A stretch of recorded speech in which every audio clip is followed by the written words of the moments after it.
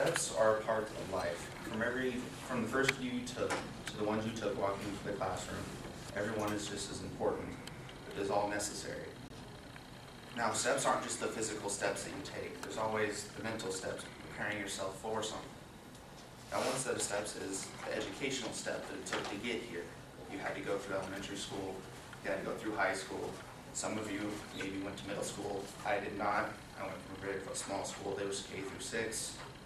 So that's kind of where I went with my paper, because I don't really know much about the middle school setting, because I never really went to a middle school itself.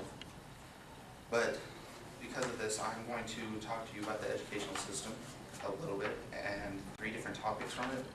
Like I said, elementary, high school, but also special education. Now, the easiest way to relay information to me, I think, is through interviews, because you can get not only the information you need, but you can also get their own personal touch on it. You can always ask them, okay, what do you think? And they'll give you their own personal, what they think, and you can always take that and compare it to something else. See how they compare with maybe a teacher from a different school, maybe what they think compared to you or you. You never know. Everyone has their own differences.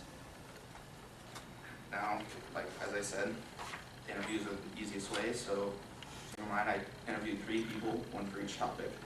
Now it's only rational to go in chronological order, so I'll start with elementary school. Elementary, depending on where you're from, is either K through 6 or K through 5th. There's always the stop depending on middle school. Now, many years ago, actually there wasn't even kindergarten.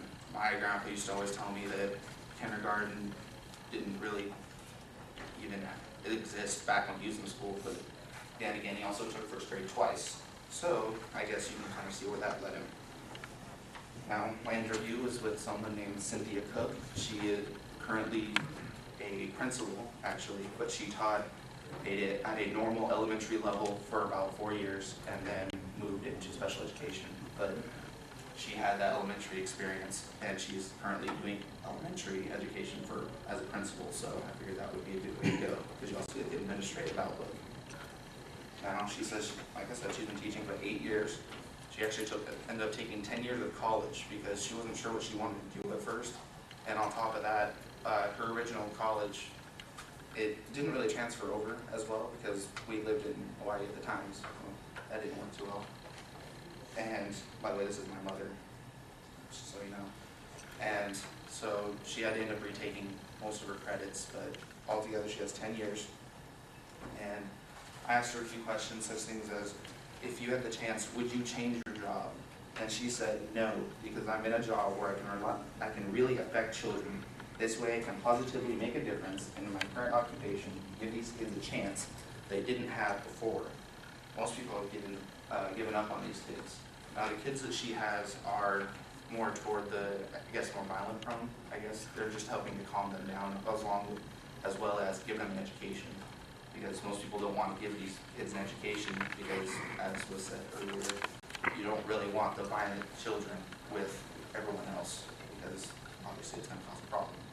So that's what her goal set is.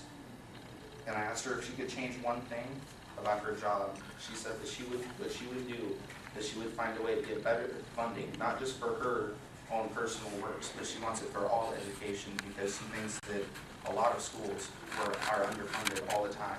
She says that a lot of our schools should have a lot more books, a lot more resources. They should have more people coming in to speak to them because a speech, when you're in school, you're kind of forced to listen, but those who actually do listen and are caught by the topic, they tend to learn a lot more than someone just sitting up here lecturing back and forth with no one, any kind of feedback, because in those times they talk back and forth.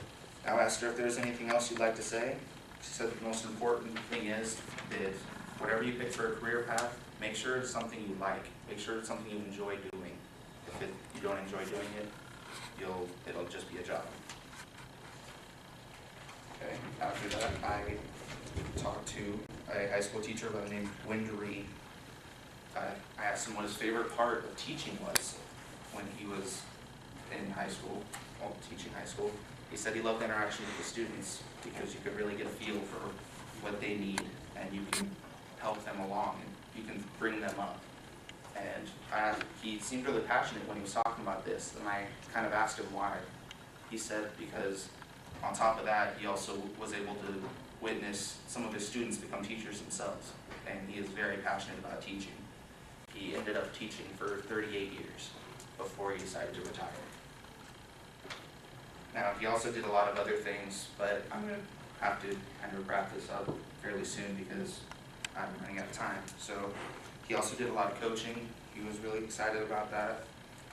And he said his best memory was back when he was coaching.